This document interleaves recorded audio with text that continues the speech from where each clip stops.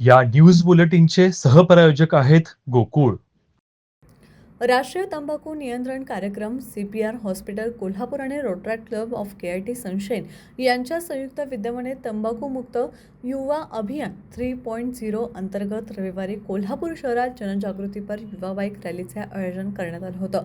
या रॅलीचे उद्घाटन जिल्हाधिकारी अमोल येडगे यांच्या हस्ते करण्यात आलं. उद्घाटन प्रसंगी बोलताना जिल्हाधिकारी येडगे म्हणाले, आजचे तरुण फॅशन, मित्रांच्या संगतीत, नोकरीतील प्रमोशन, पार्ट्या किंवा सोशल मीडियावरील इतरांचे अनुकरण करताना तंबाखू आणि ड्रग्जसारख्या व्यसनांच्या आहारी जात आहेत. ही अत्यंत गंभीर बाब आहे. तरुण पिढी ही राष्ट्राची खरी संपत्ती आहे. राष्ट्र उभारणीची ताकद फक्त तरुणांमध्येच आहे. म्हणून प्रत्येक तरुणाने स्वतःसह आपल्या मित्रपरिवाराला व्यसनांपासून दूर ठेवण्यासाठी पुढाकार घ्यावा, असं आवाहन त्यांनी केलंय.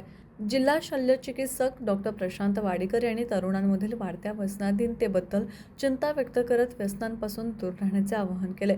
जिल्हा सल्लागार डॉक्टर VA आरळेकर यांनी अभियानाचा आढावा सादर करून जिल्ह्यात सुरू असलेल्या विविध उपक्रमांची माहिती दिली. दसरा चौक ते तलारणी चौक असा मुख्य मार्ग घेऊन भव्य बाईक रॅली काढण्यात आली.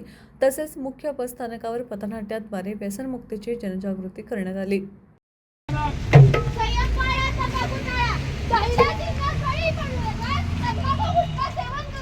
जो खाईल गुटखा त्याच्या जीवनाला लागेल झटका. म्हणूनच सशक्त भारताचा एकच नारा, तंबाखूला देऊ नका थारा. भारत माता की जय.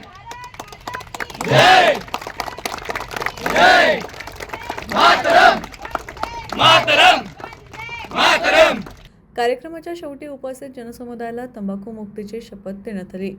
जे काही ड्रग्सचे प्रकार आहेत त्याच्या विरोधात आपण मोहीम घेतो किंवा दारू पिणं असेल, हे फॅशन म्हणून त्याच्याकडे बघितलं जातं. या वयामध्येच फॅशन म्हणून त्याच्याकडे बघितलं जातं आणि कुठला तरी एखादी प्लेसमेंट झाले म्हणून त्या पार्टीमध्ये सुरू करा किंवा कुणीतरी मित्र त्या पद्धतीने करतो किंवा एखादा हिरो त्याला आपण फॉलो करायचं म्हणून ते त्या पद्धतीच्या गोष्टी करा. या कार्यक्रमास KIT कॉलेजचे डॉक्टर संदीप देसाई, NSS समन्वयक डॉक्टर श्रीनिवास पाटील, प्रदीप मोरे, यशोदत्त पाटणकर, समुपदेशक श्रीमती कणसे, सामाजिक कार्यकर्त्या श्रीमती शिंदे यांच्यासह रोटरॅक्ट क्लब सनशाईनचे सदस्य, तरुण तरुणी आणि नागरिक मोठ्या संख्येने उपस्थित होते.